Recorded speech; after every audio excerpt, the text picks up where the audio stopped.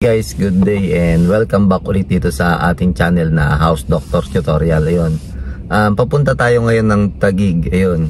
Kakabit tayo ng water pump tsaka storage tank. Bali magiging setup nito, yung storage tank ilalagay natin sa roof deck. Then by gravity na yung magbababa sa kanya ng tubig papunta sa mga faucet, ayun, sa kitchen sink. Then yun namang trabaho ng water pump, siya naman yung magli-lift ng tubig papunta dun sa storage tank. Ayun, dala na nga pala natin yung mga piping nandito guys. Ayun, mga pipe, tas iba pa yung nasa likod. Ayun, di na kasi kasya. Nag-down na kasi sa atin si client kahapon, ayun, through bank transfer. Yan. Then after noon, namili na tayo ng materials. Ang ginagawa lang naman kasi namin, nakakuha lang naman kami ng down kasi yung mga materials po is binabayaran natin ng buo ng cash sa supplier natin guys. Ayun. Then kasi ginagawa ko naman sa mga client, ginagawan ko ng quotation, lahat ng materials nililista ko, tapos if ever pwede naman sila makapag-canvas kung saan sila makakamura, either sa atin or meron silang kakilala na mas murang hardware. Yun. Yan. Yun ang nangyari. Sa atin na kinuha lahat yung materials tayo ng pina-order guys. Yun. Kasi siguro baka mas mura sa atin. Di atin alam yan. Kasi nga nagbibigay tayo ng quotation ng materials. Yun. Punta tayo ng Taguig, pakita ko yung setup. Tapos maglalagay din tayo ng APC guys, tsaka yung float level controller, yung float switch. Dito na kami sa Taguig. Ayun, ito yung storage tank na 1,500 liters. Yung sinasabi ko sa inyo kanina. Pero si owner yung bumili niyan. Ang amin lang itong mga PPR pipe tsaka yung mga fittings. Almost nasa 15 pieces yung PPR pipe natin kasi mataas yung ating pagkukuhanan ng supply. Tapos dalawa yun, yung inlet tsaka outlet ng storage tank. Yun, nasa almost 4th floor na. Pakita sa inyo sa yung natin. Ayun o. Yung taas niya. Bali dun tayo kukuha ng supply. Nandun yung water meter din nila. Yung water pump naman nasa baba, naka-EPC na lang. Siya yung maglilip ng tubig dito sa sa taas. Kasi pakita ko sa inyo. Ito, may naka-open nga na mga pipe. Pero kung mapapansin nyo, wala pa rin tubig. Pero sa ground floor may tubig na. Wala umakyat kasi hindi na niya kaya na umakyat. Pero mangyayari dito, by gravity, yung pag-akyat ng tubig niya dito sa ating or pagpasok ng tubig niya sa bawat unit. Doon naman gagaling sa storage tank natin. Kumbaga by gravity na bababaan sa galing sa storage tank. Ayun. Kasi pagka nakadepende sila sa water pump doon sa lahat ng unit, ilang unit to, nangyari may under ng water pump. The same time, kailangan nila na mas malaking bladder tank para hindi uma-under yung kaso gusto lang ni owner magkatubig lang kahit wala daw pressure, basta may tubig lang bawat unit, kumbaga may bumababa.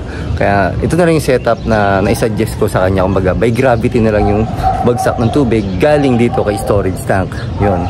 So meron din akong gagamit ako din ng float lever controller, float switch. Yan, kasi yung float switch nya, siya yung magko-control sa water pump natin. Halimbawa, puno na yung storage tank, i-off nito, ikakat niya yung current para mag-off yung ating water pump natin, hindi umandar, hindi continuous yung flow ng tubig dito.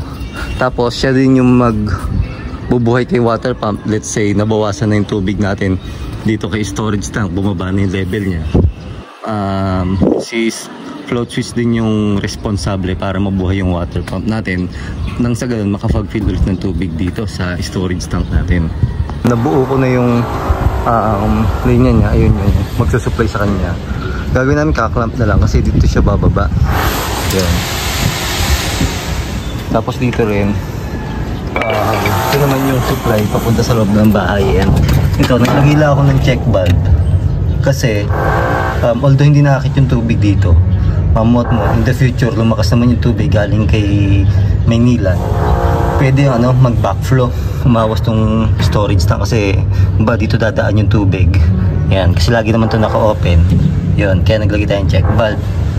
Gawa ng, yun, pwede nga mag backflow yung tubig, gawa ng naka-bypass tayo sa ilalim. Yun, kasi di naka-bypass yung tubig kahit hindi bukas yung water pump or hindi gagamit itong storage tank, pwedeng pumasok pa rin yung tubig galing kay Maynilad papasok sa loob ng bahay. Yan, kaya tayo naglagay din ng check valve dito. Yun.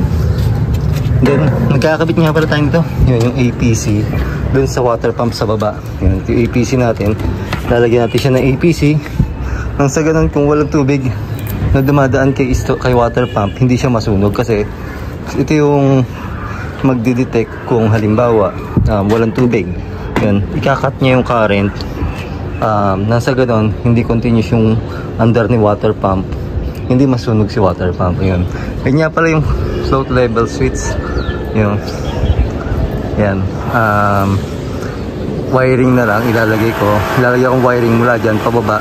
Didikit ko na rin sa tabi ng PPR. Yan. Kaklamp na lang namin yan dito. Yan. Nia-align lang namin para maayos. Pababa dun.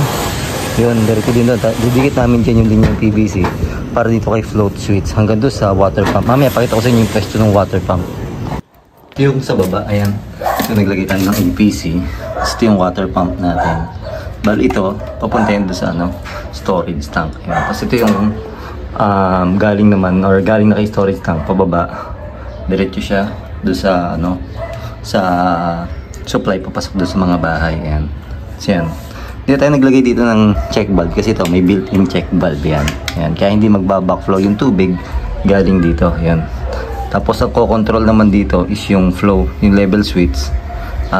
Kapag puno na yung storage tank, tsaka pa lang or nabawasan na yung storage tank, tsaka pa lang siya mabuhay. Then pag puno na, mamatay siya. Ito naman, protection lang to. Hindi siya magko-control dito.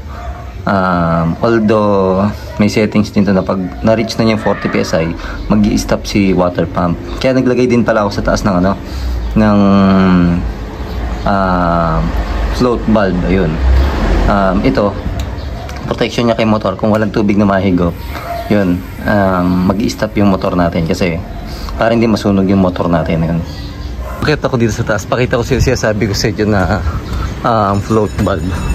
Ayan. Ito tayo dito. Ito. Ayan yung float valve natin. Ito,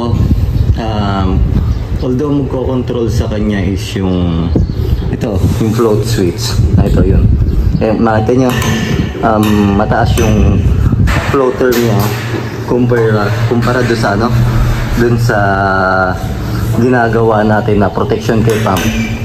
Mas mababa yung float niya. Ito kasi pagka nandito na nabuwasan ng tubig, aangat na siya or bababa na siya, maghahang na siya under yung water pump natin. Ang connection ng wire nun dito siya. Wait lang guys, saan lang natin to. Yun, dito siya sa A1 tsaka A2. Dati kasi sa B1 tsaka B2. Kaya pumping wiring, hindi doon sa sump wiring. Ayan, pumping wiring, hindi natin ko-connect yung papunta sa water pump. Yan, balik tayo dito. Okay. Float valve, ito backup ito kasi halimbawa nga nabanggit ko sa inyo, malakas yung tubig or yung flow ng tubig galing kay service provider. Ang tendency niyan, kahit patay yung motor, pwede yung umakyat yung tubig dito.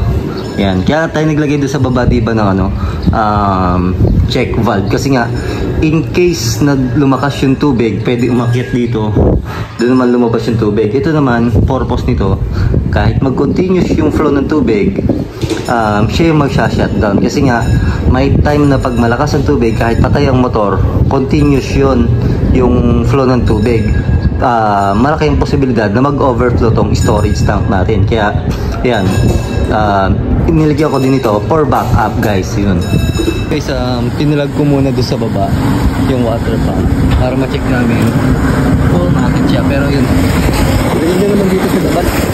Kaya natin medyo malakas siya kasi pag-testing kami nila kung may yung mga pump, kaya tinatest ko na muna yung tubig. Tinilag ko na lang muna yung water pump pero hindi pa nakakonect yung float switch. Yan, tetest muna kami kasi nakalinya na rin yung float switch na. Pakita ko sa inyo kung paano siya bumana. Andito sa taas.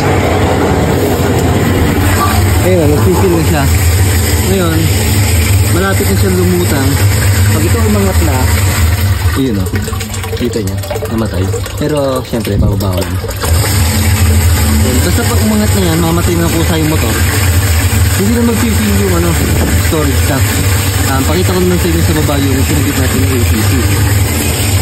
Ano natin? Yung APC. Yan. Yan, naka-off siya kasi nag-hang na yung ating float switch. Yan. Pag ano naman siya, kapag walang tubig, siya rin yung control dito sa water pump para wag umandar yung ating water pump. Ayan.